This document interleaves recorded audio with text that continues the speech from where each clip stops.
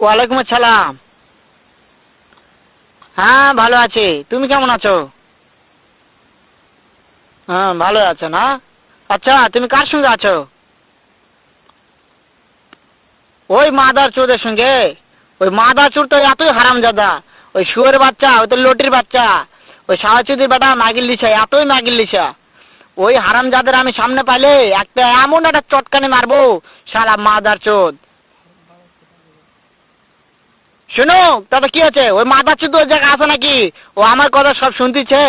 ওই সাওয়াচুদির বেটাকে শুনে শুনে আমি বেশি বলবো।